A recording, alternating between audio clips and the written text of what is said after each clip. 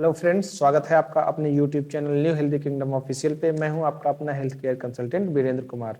और आज हम जानेंगे कि क्या हेयर कट से कोई ऐसी बीमारी हो सकती है जो जानलेवा हो। जी हाँ, आज हम इसी बीमारी के बारे में बात करने वाले हैं जिसका नाम है एड्स और उससे रिलेटेड बीमारियां। तो हेयर कट से कैसे एड्स फैलता है उसके बारे में जानने से पहले हम ये जान लेते हैं कि भारत में लगभग 40,000 लोग हर साल मर जाते हैं एड्स की वजह से, और लगभग 30 लाख लोग इन्फेक्टेड हैं एड्स से। और अगर पूरे वर्ल्ड में देखा जाए तो लगभग 5 से 8 लाख पेशेंट्स हर साल मर जाते हैं एड्स की वजह से। अब हम जानते हैं कि सैलून से या हेयर कट की शॉप से कैसे एड्स फैलता है या उससे रिलेटेड कैसे बीमारियां फैलती हैं।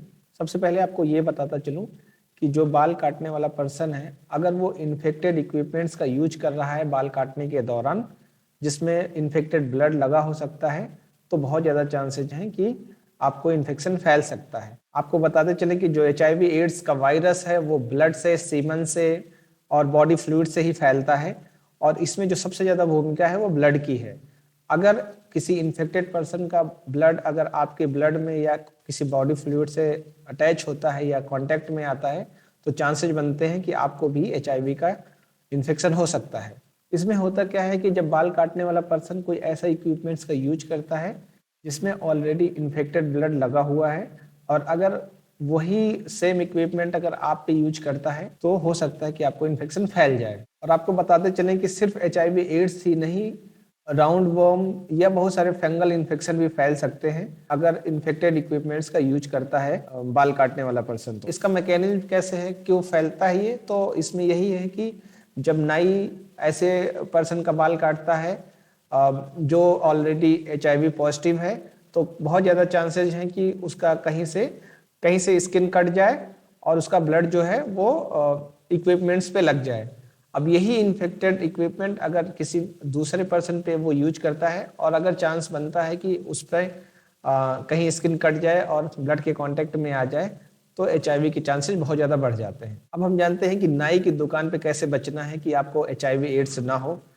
तो सबसे पहले यही है कि जो आपका सैलून है, बार्बर शॉप है, उससे आपको रिक्वेस्ट करना है कि पहले जो भी इक्विपमेंट्स यूज करने हैं उसको आप सैनिटाइज कर लीजिए या डिसइंफेक्ट कर लीजिए।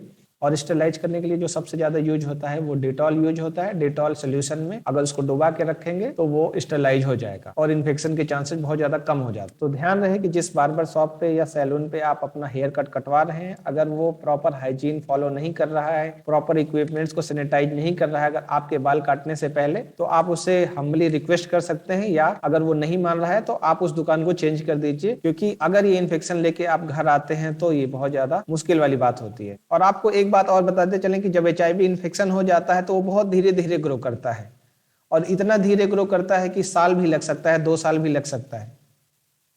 तो आपको पता नहीं चलेगा कि आप किस बार्बर शॉप से ये बीमारी लेके आ गए हैं। और HIV एड्स जैसे जैसे फैलता जाएगा तो आपकी इम्यूनिटी वीक होती जाएगी, और उस टाइम पे जो अपॉर्चुनिस्टिक इन्फेक्शंस हैं वो फैलेंगे, और उसमें सबसे ज्यादा जो है वो TB है। TB लेटेंट अवस्था में रहता है और धीरे धीरे वो बाहर आ जाता है, और सबसे ज्यादा जो पेशेंट की डेथ होती है वो TB की वजह से ही होती है जो एड्स के पेशेंट होते हैं। आई होप कि ये वीडियो आपको काफी इंफॉर्मेटिव लगा है, इसलिए लाइक, शेयर और सब्सक्राइब करते रहें और अपने अपनों के साथ शेयर भी करते रहें। धन्यवाद।